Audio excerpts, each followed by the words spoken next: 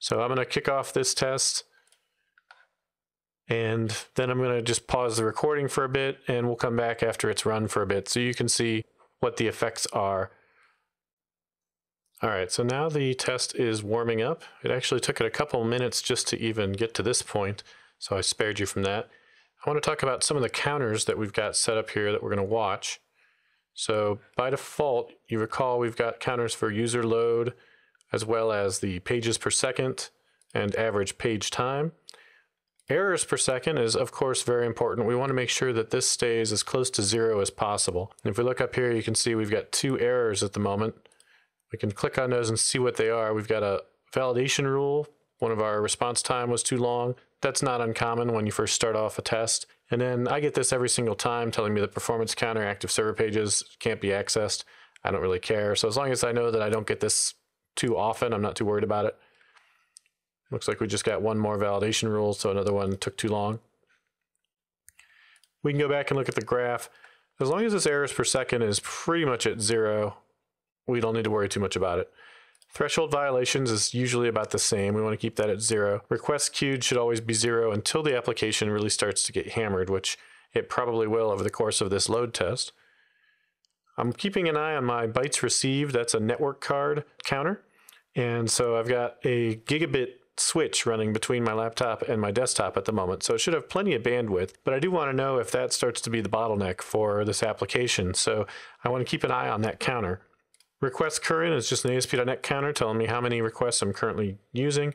Requests per second and batch requests per second are probably 2 of the most important counters I'm going to be watching. Request per second is the web server on my desktop, and batch request per second, you can see here, is actually running on my Steve E6500 laptop. And in this case, because of the way I've got things configured, you can see that I'm running a fair number of batch requests per second compared to my requests per second. So there's about 80 requests per second generating 350 batch requests. So almost about a 4-to-1 ratio there. Now, a couple other things that I want to look at some of the time is my cache hit ratio, which is at 0. My cache entries is pretty low. And I also want to see how many sessions I have active. Right now, that's pretty much going to be about the same as my users, I think. So I've got 150 users, and I've got actually 300 and some sessions. So I'm not sure why that is, but that's curious. We'll need to look at that. It looks like we might be generating 2 sessions. Maybe it's because I've got different web tests. With that, I'm going to turn some of these things off just so I can monitor things. I've got a couple other screens. Another one is the controllers and agents screen. This lets me see how much processor I'm using. So right now, my laptop is running about 40% CPU, and my desktop is running about 30%. And things are still climbing, of course. The other thing you can look at is if you come into the test counter here, we can go and see how many of these tests per second are being run per agent. So I mentioned how I've got them weighted. If we pull these 2 counters over here, you can see the laptop is running about 22 per second, and the desktop is only running about, well, they just changed on me. Laptop 13, this one, okay, 20 and 11, so maybe I should just look at the averages here. So what you would expect is about 1/3 of them are being run on my desktop, and about 2/3 are being run on the laptop, just how we configured it. All right, so I'm going to pause this again and let some time go by, and then we'll come back and we'll see if we can identify some bottlenecks in this application. So at this point, we're starting to get some threshold violations and some warnings. You can see our laptop is up to 1,000 batch requests per second. And let's see what these thresholds are. If we come over here, you can see the warning is here. It's under processor. Our processor time is starting to get a little bit hot. If we pull up the controller and agents and look at that processor, you can see here, looks like it's the processor on the desktop, according to this, that's having some trouble. I'm not sure why this one's showing up. One of the processors on the other one is also getting into trouble, which you can see if you turn off a few things. So we're starting to hit the limits of our machine now. Let's go back to our key indicators. Let's look at that. Batch requests per second is pretty flat at this point. Requests per second is flattened out a bit as well. but users is continuing to grow. So we've sort of tapered off. I think we may have hit our max once these warnings started coming up. We pretty much leveled off in terms of how much performance we were able to do. So we'd be able to calculate at this point what we expect that our maximum capacity for this particular hardware would be. The other thing we can start to do at this point is we know what the user load was at this point. We could say around 460 users is when, at least with this hardware, we started to hit capacity. You can also check the threshold violations. You see they're mostly empty at this point, and then they start coming more and more frequently once we hit this level. So that's also a good indicator that you're starting to hit the limits of your system. The really good indicator is when you start hitting lots of errors. And you can see the errors started popping up right around here at about the 910 mark, which corresponds to about 530 users. Once you start getting all these errors, that means your system is starting to fail. And the other thing you'll usually see on a web-based system is you'll start to see requests being queued. And as if on queue, we're starting to see a few of these. You can see in the last reading there were 2 requests queued. Now the range on this is set to 1,000, which is probably a bit high, but we'll start to see more and more of these as the web server stops meeting the demand that's coming in. The average page time, which was pretty much almost 0, it was just a few milliseconds. Here it started to grow. So again, that's where that picks up. That's telling you there's an issue.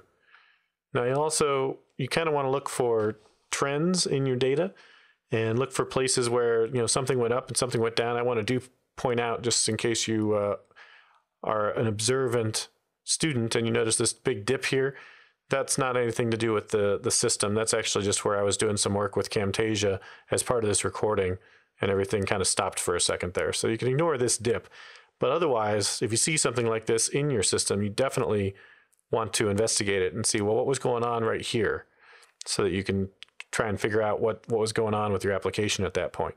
So I'm going to go ahead and let this finish, and then we'll come back and do some final analysis before we continue. All right, so our test just finished. I stopped it a little bit early because it had hit an obvious plateau. Here's our summary page, which I've shown you before.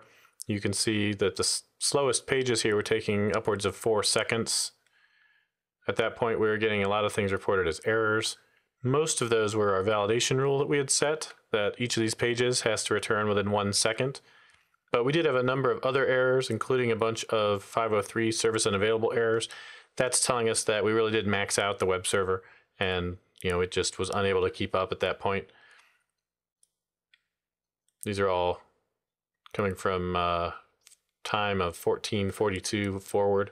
So if we look at that time, that'll tell us, when we look at the detail or on the graph, here at the 1442 point, right about here, that's where we started getting some errors telling us service unavailable. So it was really hammered at that point.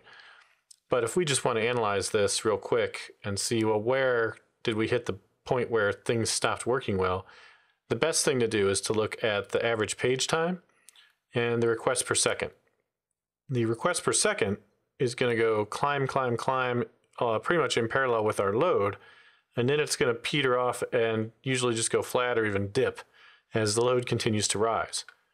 Meanwhile, our page response time, or average page time here, is going to start off low, and then as load continues to grow, it's going to start to go up. Now, sometimes it'll go up really fast if you have a really bad scalability problem at a certain point. Other times it'll just start to climb gradually, and then other things will start to break and you'll start getting errors and other things like we're seeing in this scenario. But in either case, you need your application to be scaled up or have the bottlenecks removed before you get to that point. So at the point here where we zoom in a little bit, at this point where things start to climb and they never come back down, that's where you are seeing the scalability start to break down. Now, we're saying that our threshold for response time for the page is about 1. So let's pull this up a little bit to here. Let's look at this max counter here, average page time, max. That's going to probably be that spot right there. But we can kind of bring this around and see that max is quickly climbing as we expand this time. And we can actually zoom in now and find a point where we don't have that max exceeding our threshold, right about here. And you can see that within this range, our max was 0.98 and our max user was 580. So this is telling us that our user load is a maximum of 580, or that our requests per second limit is around 271 is the limit that we can meet at this point with the application the way it is right now.